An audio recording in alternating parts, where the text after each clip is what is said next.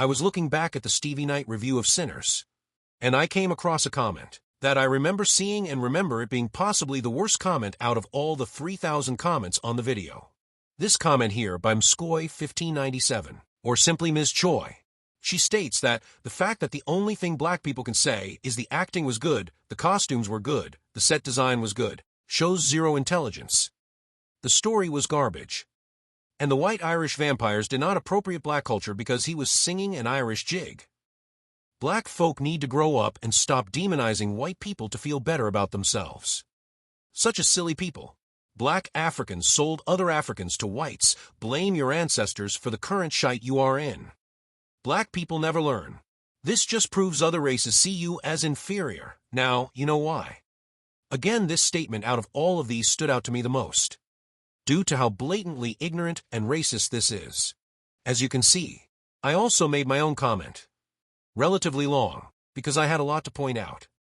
But I doubt anyone with this type of mindset will read actual facts, or have the mental capacity to read it all. So I thought I'd make a response video to it.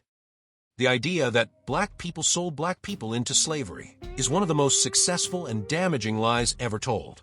It's repeated online like some kind of gotcha. But it's really just propaganda that twists history to deflect blame from European enslavers. Here's the truth. Africa wasn't one big unified country, where everyone saw each other as black. It was made up of hundreds of nations and kingdoms, Yoruba, Igbo, Ashanti, Fanti, and many others, all with their own cultures, languages, and rivalries.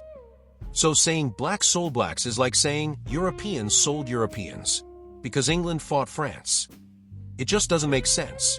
When Europeans arrived on the West African coast, they were there to traffic human beings to the Americas. They kidnapped millions outright, and where they couldn't, they exploited local conflicts by trading guns and goods for captives. That created an arms race. Whoever had European weapons had power and the currency. The Europeans demanded in return was people. Over time, that shifted slavery from being a byproduct of wars into the cause of wars. Some African leaders faced an impossible choice: either collaborate with European traders or risk their people being wiped out by rival nations with superior firepower. But here's what rarely gets mentioned: far more Africans resisted the slave trade than took part in it. Many fought to protect their own people, or rejected the trade entirely on moral grounds. Some even used scarification, markings on the skin, to identify and defend members of their own group from being captured. So when people say blacks sold blacks, they're not being historically accurate, they're repeating a racist oversimplification. It's a narrative that minimizes European responsibility, blames the victims, and tries to shame black people out of demanding justice or reparations. Now on to the next part, where she gave a quote-unquote critique about the movie Sinners. So first off, saying that the only thing black people can say about a movie is the acting or costumes isn't a critique. It's a lazy insult.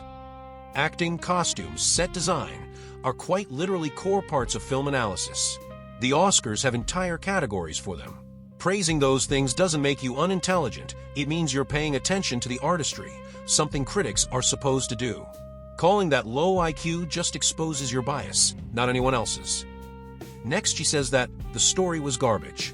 Now sure, you can think a movie's story didn't work, that's fine. Art is subjective. But when someone goes from, I didn't like the plot, to black audiences don't understand storytelling, they're not talking about art anymore. They're talking about race. That's not criticism, that's projection. Here's another one. The white Irish vampires didn't appropriate black culture because he was singing an Irish jig. That's not how cultural appropriation works.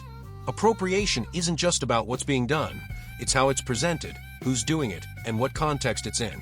If a white or European-coded character borrows from black culture, in style, sound, or setting, to make themselves look cool, dangerous, or edgy, that's still drawing from blackness for aesthetic value. You can't erase the cultural power dynamics just by saying, well, it was an Irish jig. In other words, the vampire Remick wanted to take Sammy's soulful gift for himself, so despite him doing an Irish jig, or simply connecting to his Irish roots, he still wanted to take from Sammy, i.e. black culture, for his own needs. That's appropriation. Ms Choy then says the classic, stop demonizing white people line. Here's the thing, Calling out racism, inequality, or appropriation isn't demonizing anyone. It's holding systems accountable. When people talk about white supremacy, they're not saying every white person is evil. They're saying the system was built to benefit whiteness at others' expense. If that feels like an attack, maybe the problem isn't the conversation. Maybe it's the discomfort of realizing the system still isn't fair.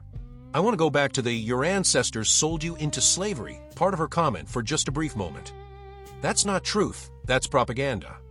Yes, slavery existed in Africa, but Europeans industrialized it. They kidnapped millions and fueled wars by trading guns for people. Some African leaders were forced to cooperate under threat of annihilation, but many more resisted fiercely. So no, it's not blacks selling blacks. It's colonizers weaponizing division and turning human lives into currency.